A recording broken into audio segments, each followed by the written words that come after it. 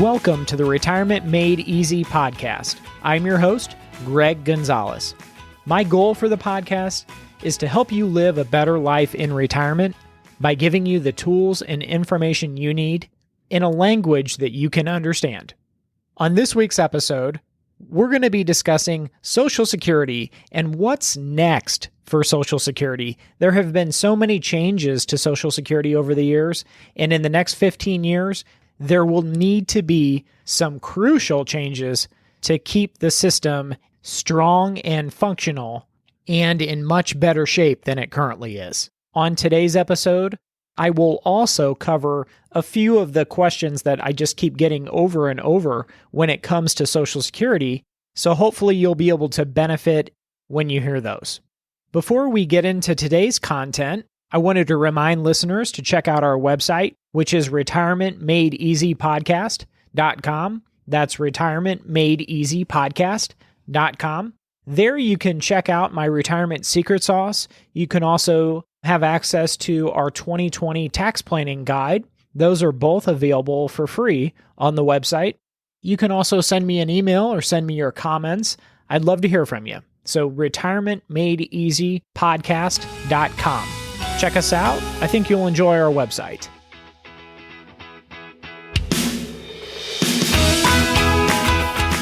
So on today's podcast, I wanted to talk about Social Security and where we go from here.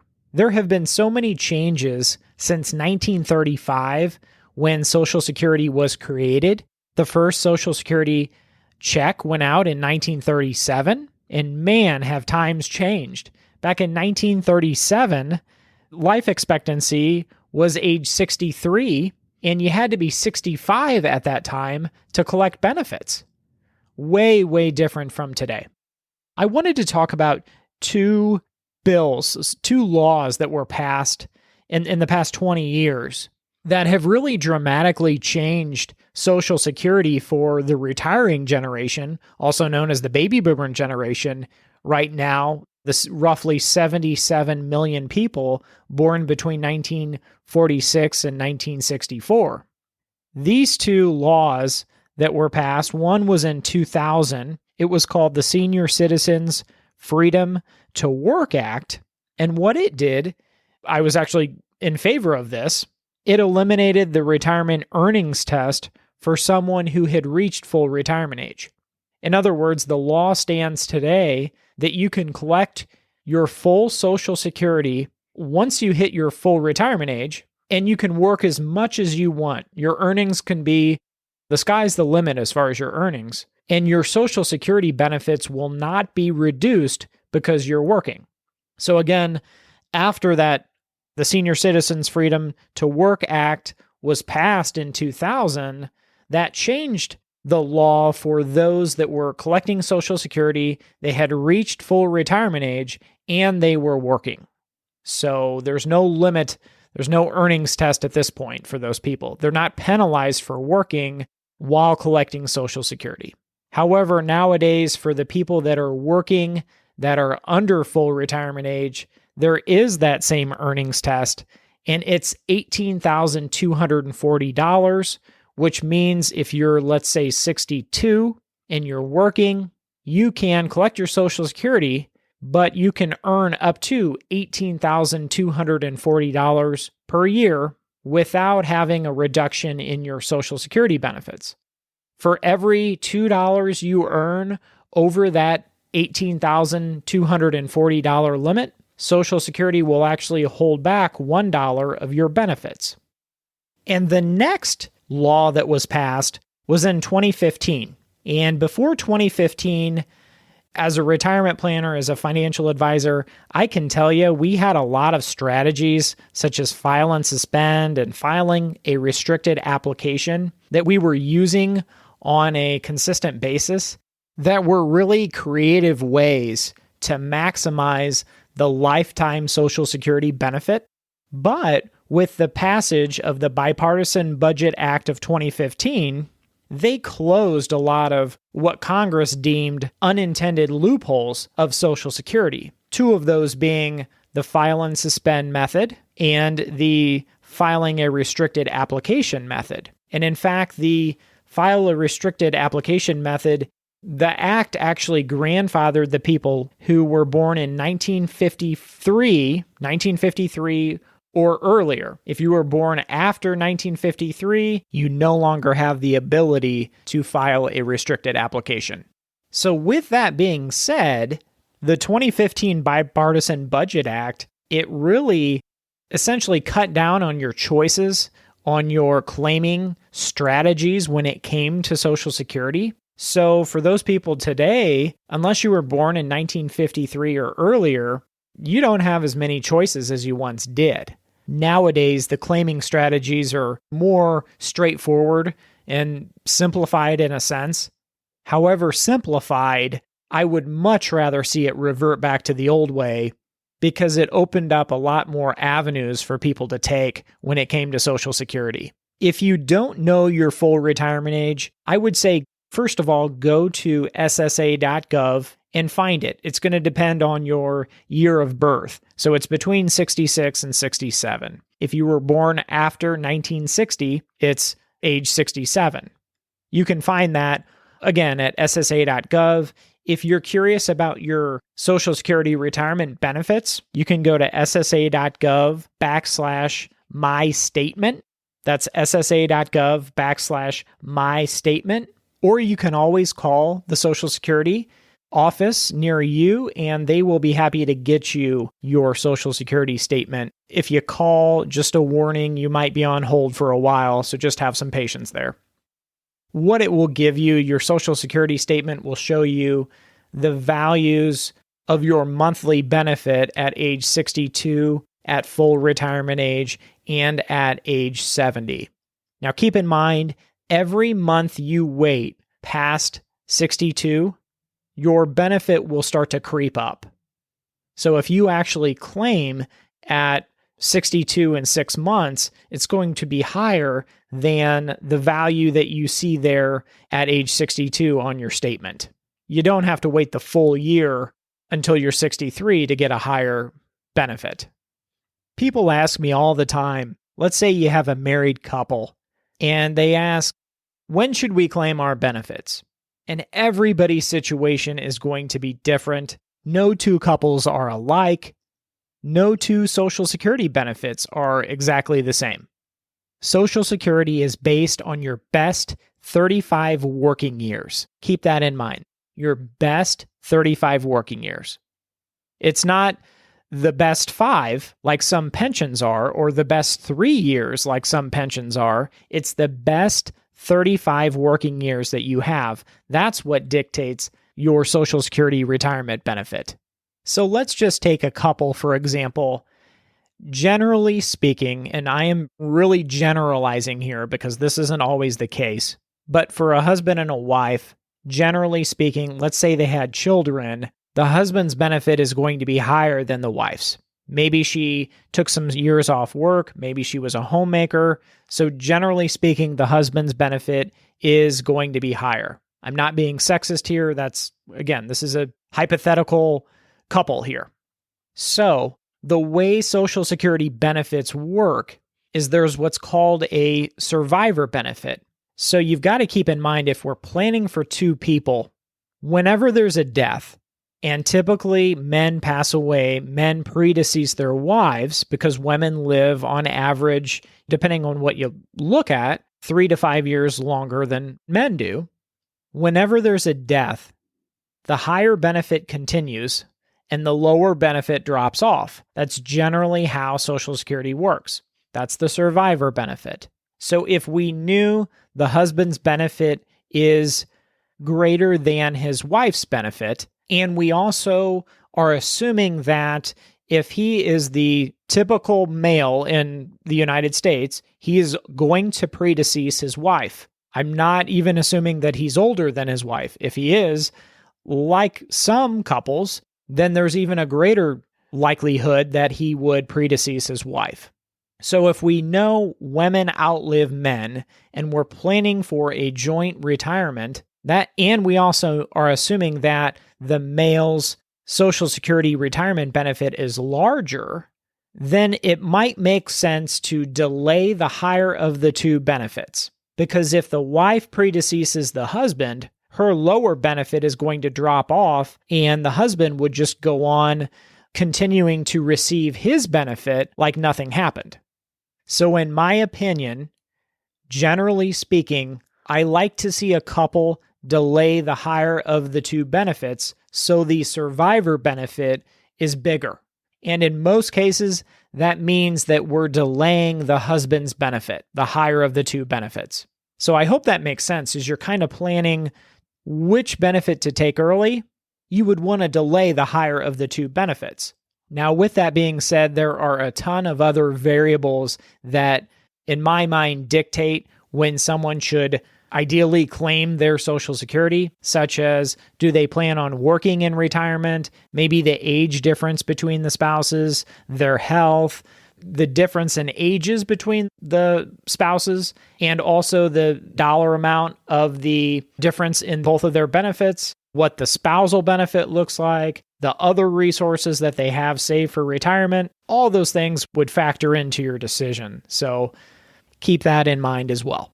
Next, I wanted to talk about the future of Social Security and the changes that are going to have to occur. So recently, Social Security has come out with their own research, their own study, and they have said by 2035, so in 15 years from now, the Social Security Trust Fund will be bankrupt. And what that means is that does not mean that all Social Security benefits would stop. It simply means that they would all be reduced by 21%, meaning you would get 79 cents on the dollar of what you were previously receiving. And that is if Congress makes no changes between now and 2035. I would bet every penny I have that Social Security, Congress, they're going to get together and they're going to come up with some solutions to fix Social Security so those benefits are there for the baby boomer population and all the generations afterwards. What it comes down to is plain and simple in my eyes.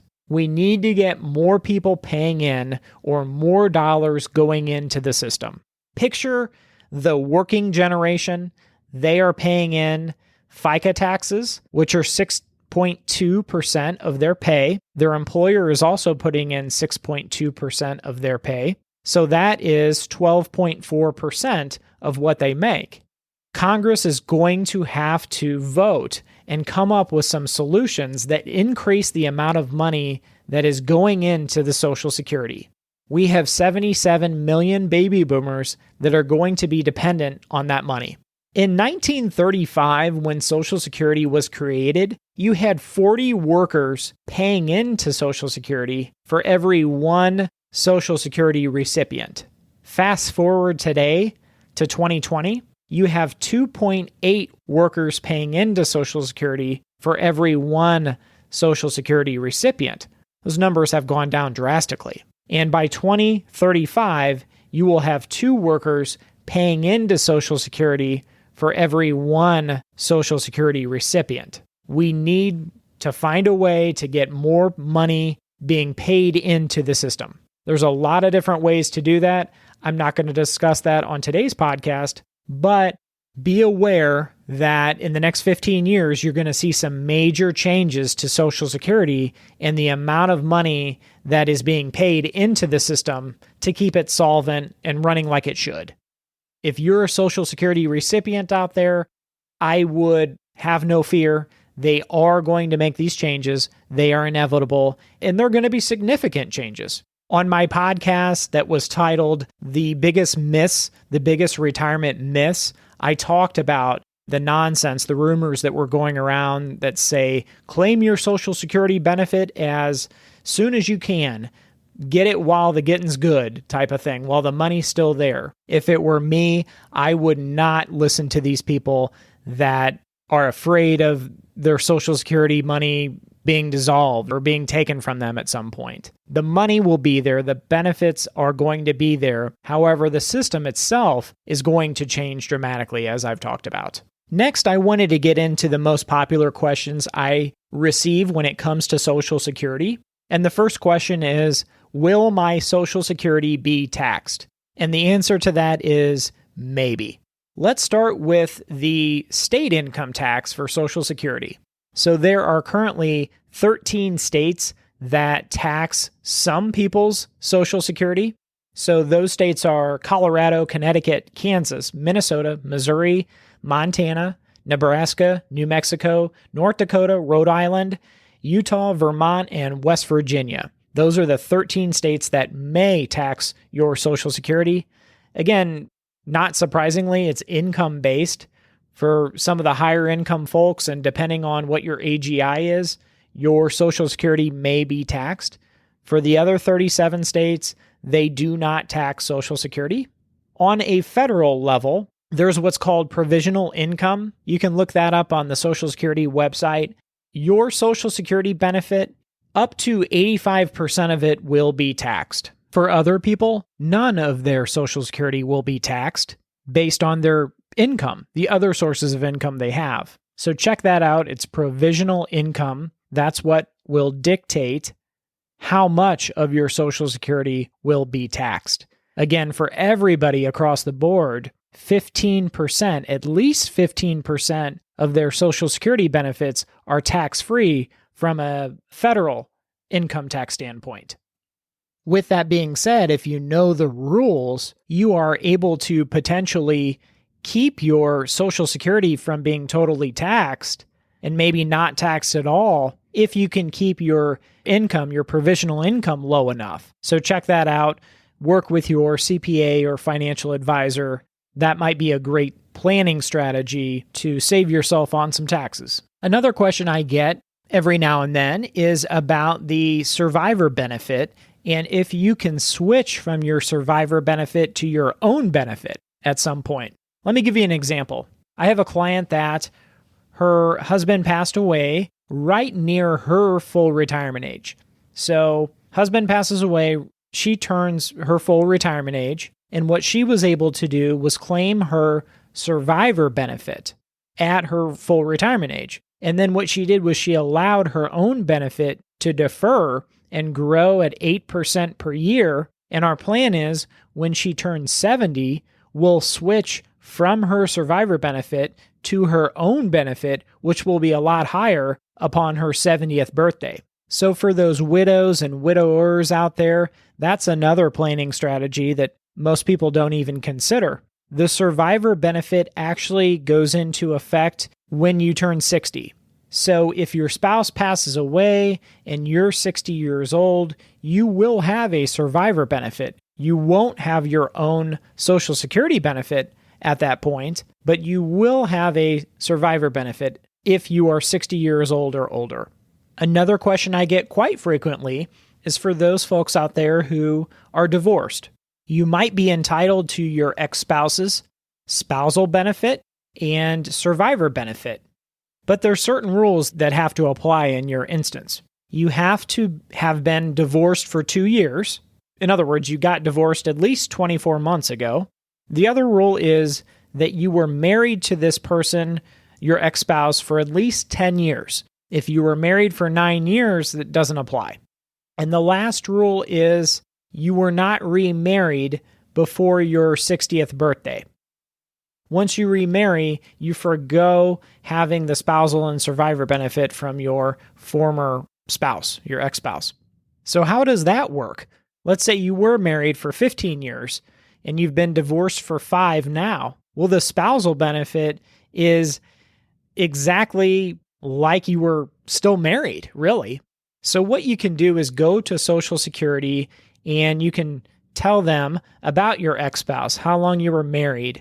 They'll want to know their information. And Social Security will be able to help you figure out what your spousal benefit is from your ex-spouse and to see if you qualify to receive that. And that will help you plan to make your own claiming decisions. As I stated, if you were not married to them for at least 10 years, you do not have this ability to claim a spousal or survivor benefit from your ex-spouse. And the last question that I wanted to talk about today was, how and when do I claim my benefit? So the how is you can claim your benefit online. You can call Social Security and do it over the phone. And you can also stop by one of the offices, I always recommend making an appointment before you go, just so you can avoid a long wait time. When do you claim your benefit? I always recommend putting in your application for Social Security 3 months before you want to receive your first Social Security check. So if I wanted to receive it in March, I would go in December or January. But you can actually file 90 days ahead of time. And I would encourage everyone to do that, because you're not going to claim your Social Security benefit and then the next week receive your first Social Security check. They have a processing time, and it's better to claim a little early, and they allow you to essentially post-date the claim of your Social Security benefit. I hope today's podcast has been helpful for you out there. If you have any questions about Social Security that I can help with, go to my website, which is retirementmadeeasypodcast.com. You can send me a note, send me a message, and I'd be happy to help any way I can. While you're there, you can download our free retirement secret sauce as well as our 2020 tax planning guide. So today's episode has been a lot of fun. I hope to catch you next time on the next episode of the Retirement Made Easy podcast. Until then, remember, always dream big. The opinions voiced in this material are for general information only and are not intended to provide specific advice or recommendations for any individual. To determine which investments may be appropriate for you, please consult your attorney, tax advisor, or financial advisor prior to investing. This is a hypothetical example and is not representative of any specific investment. Your results may vary. All performance referenced is historical and is no guarantee of future results. All indices mentioned are unmanaged and may not be invested into directly. The SmartVestor program is a directory of investment professionals. Neither Dave Ramsey nor SmartVestor are affiliates of St. Louis Retirement Advisors or LPL Financial. There is no guarantee that a diversified portfolio will enhance overall returns or outperform a non-diversified portfolio. Diversification does not protect against market risk. All investing involves risk, including loss of principal. No strategy assures success or protects against loss. Securities and advisory services offered through LPL Financial, a registered investment advisor, member FINRA, SIPC.